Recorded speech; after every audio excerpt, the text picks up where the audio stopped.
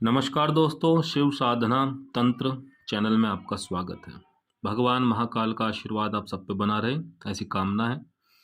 आज की वीडियो में चर्चा करेंगे कि प्रेत पिशाच कैसे आपकी पूजा पाठ भोग इत्यादि को ले सकते हैं। क्या उनमें इतनी सामर्थ्य है कि आप भगवान के लिए जो कुछ कर रहे हैं, भोग इत्यादि लगा रहे हैं, उसको कोई प्रेत शक्ति इत्यादि या पैशाचिक शक्ति ले ले? यह आखिर किस प्रकार से संभव होता है? आपने कहीं सुना भी होगा कि ऐसा हो गया, लेकिन ऐसा होता किस प्रकार से है, इसी को समझने का प्रयास करेंगे। उससे पहले आप सबसे निवेदन है कि चैनल को सब्सक्राइब कीजिए और वीडियो को लाइक कीजिए, जिससे आपको समय समय पर उपयोगी जानकारी मिल सके।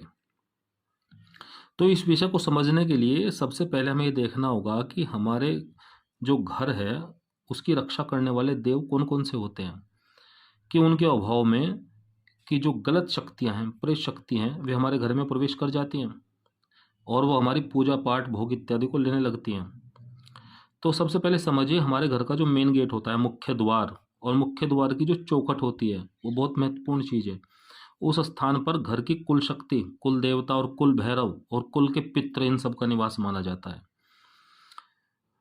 घर के अंदर जो तुलसी का पौधा है, मुख्य द्वार और घर में जो मुख्य देव शक्ति पूजित है, जो उनका विग्रह है, उनके चरणों में अलग अलग प्रकार के पितरों की उपस्थिति मानी गई है। तो जो भी शत्रु अभिचार कर्म करेगा, सबसे पहले आपके घर में प्रेत शक्ति इत्यादि को प्रवेश कराने का प्रयास जो करेगा, वो पितरों को दूषित करेगा, पहले उन्हें बंधित करेगा और उनके स्थान से उन्हें हटाएगा, तभी तो उसे मार्ग मिलेगा। अब दो प्रकार से आपके घर में प्रेत शक्ति पूजित हो सकती है। पहला तो यह कि किसी शत्रु ने किसी भी कारण से, ईर्ष्या के कारण से अभिचार के द्वारा किया, और दूसरा खुद आपका ही दोष हो, कोई देव दोष आपको लग जाए। तो पहले इस देव दोष को समझते हैं। जब भी धन के अभिमान में, शक्ति के पद के या किसी भी घमंड में आकर आप किसी भी देवता या किसी देव भक्त का अपमान कर देते हैं, भले ही वे देव भक्त आपकी दो गाली सुन ले और आपका प्रतिकार न करे, लेकिन उसके देवता आपसे नाराज हो गए और देवता के प्रकोप और श्राप के कारण से आपके घर में नकारात्मक ऊर्जा प्रवेश कर जाती है, तब आपके घर के जो कुल देवता और कुल पितृ हैं वे भी विरोध नहीं करते, वे भी प्रतिरोध नहीं करते, क्योंकि गलती आपकी है। आप इस बात को जान लीजिए, जितनी भी शक्तियां और देवता होते हैं, सबके गणों में प्रेत पिशाच होते हैं। जब वे सकारात्मक रूप से आशीर्वाद देते हैं तो देव रूप चलता है उनका, और जब श्राप देते हैं तो उनके प्रेत पिशाच चलते हैं।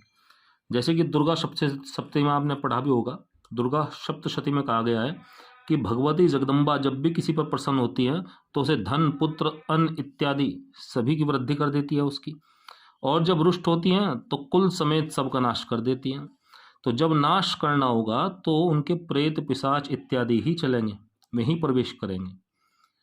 तो जब भी किसी देव विग्रह का या किसी मंदिर में, तीर्थ इत्यादि में आपने अपमान किया या किसी भक्त का अपमान कर दिया या किसी पवित्र जगह पर लघुशंका इत्यादि आपने कर दी, तो आपको देव दोष लगेगा। और दूसरा कारण है शत्रु के द्वारा अभिचार। शत्रु अभिचार करके कैसे प्रेत शक्तियों को बैठाएगा या किसी तांत्रिक का सहारा लेगा, तो वो सबसे पहले तांत्रिक आपके पितरों का बंधन करेगा, उनको दूषित करेगा और दूषित करके उनको हटा देगा। उसके बाद सबसे पहली चीज़ ये होती है कि चौकी चलाएगा। अब ये चौकी चलाना क्या होता है? चौकी चलाने में कई शक्तियां एक साथ भेजी जाती हैं, जिनमें मसान सबसे प्रमुख होता है, और सबसे पहले मसान ही भेजा जाता है, क्योंकि क्योंकि इसे कोई भी मुख्य शक्ति नहीं रोकती, बटुक भैरव के सिवा। केवल बटुक भैरव में इतनी सामर्थ्य होती है कि मैं इसको रोक सकते हैं, परंतु बटुक भैरव की विशेष पूजा इत्यादि तो बंद हो गई है। बहुत कम लोग, आप ही देख लीजिए अपने चारों ओर, कितने लोग बटुक भैरव की पूजा करते होंगे अपनी नियमित पूजा में। विशेष अनुष्ठान तो बाद की बात है। पूरे हिंदुस्तान में से ये प्रचलन लगभग बाहर हो गया है, और बहुत सारे जो विद्वान लोग हैं वे भी यही सलाह देते हैं कि घर में भैरव जी की पूजा मत कीजिए, जबकि उन्हें भैरव के स्वरूप के बारे में कुछ पता ही नहीं है, लेकिन सलाह देते हैं। तो यदि भैरव जी की पूजा नियमित रूप से होगी तो उनका रक्षात्मक जो स्वरूप है वो आपके प्रवेश द्वार पर हमेशा उपस्थित रहता है आपकी रक्षा के लिए। भैरव शिव का ही एक स्वरूप है। तो इनकी पूजा नहीं करते हैं तो मसानी शक्ति आसानी से घर में प्रवेश कर जाती है। और वो करती क्या है?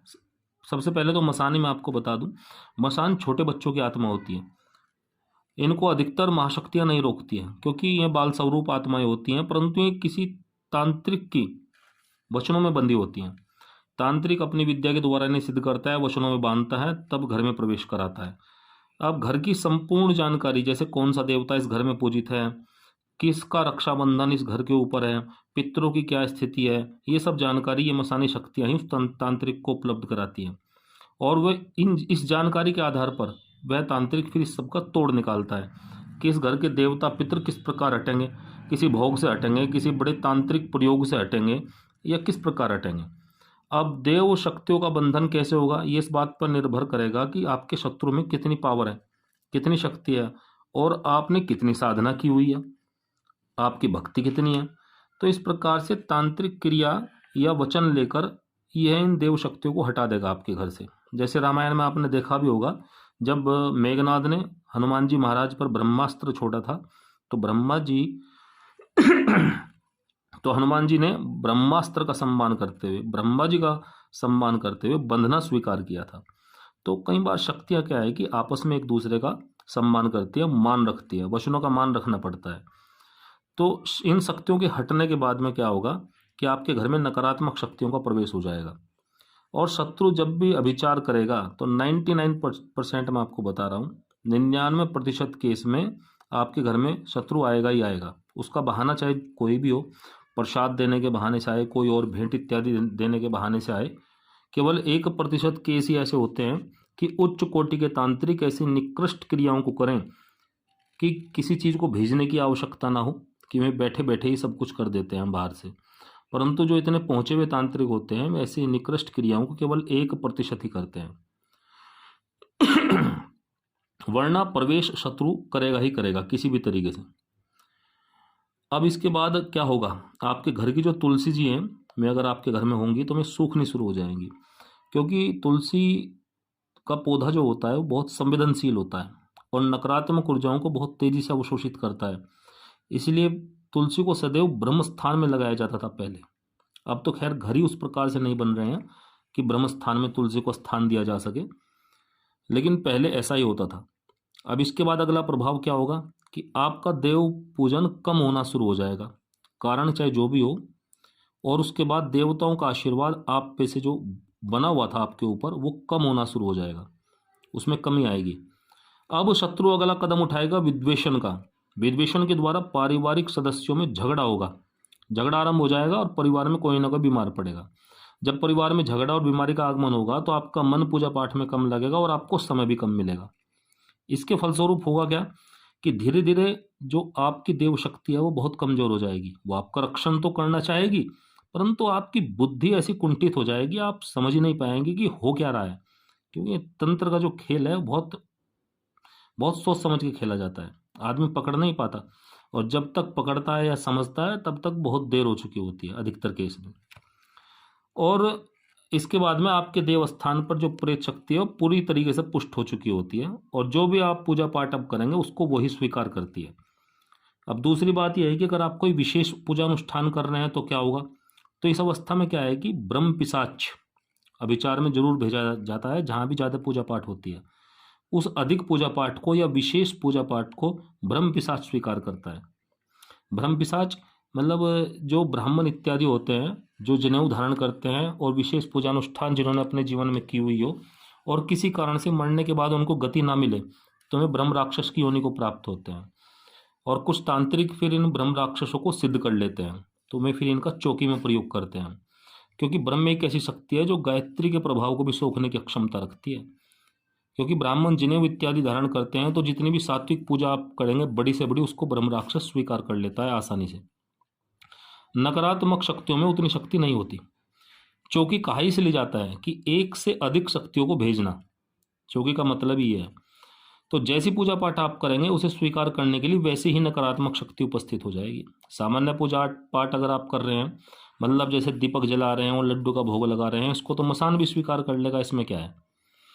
परंतु यदि आप उच्च कोटि की पूजा कर रहे हैं, पाठ कर रहे हैं, जैसे पाठ कर रहे हैं, बजरंग बाण इत्यादि का पाठ कर रहे हैं, उसका प्रयोग कर रहे हैं, तो इनसे तो क्या होगा कि नकारात्मक शक्ति हट जाएगी और वहाँ फिर ब्रह्म बैठेगा। और बाई चांस किसी कारण से अगर ब्रह्म भी हट गया तो तांत्रिक क्या करेगा, अपनी पावर के अनुसार, अपने सामर्थ्य के अनुसार कोई भी लोक शक्ति या वीर इत्यादि जो उसने सिद्ध किया हुआ होगा और उसमें इतनी सामर्थ्य हो कि आपकी पूजा को ले सके, उसको भेजेगा। तो तांत्रिक इस प्रकार की क्रियाओं को इस तरीके से करते हैं। इस सब को कहते हैं चौकी चलाना। और इस पूरी प्रक्रिया से आपके घर में प्रेत या पिशाच या ब्रह्म इत्यादि को प्रवेश कराया जाता है और वे उस स्थान पर बैठते हैं जहाँ आपके देवता विराजते हैं, जहाँ आपका पूजा स्थान होगा। और जो भी भोग पूजा इत्यादि आप करते हैं या जो भी पूजा आप करते हैं उसको वे सब ग्रहण करते हैं।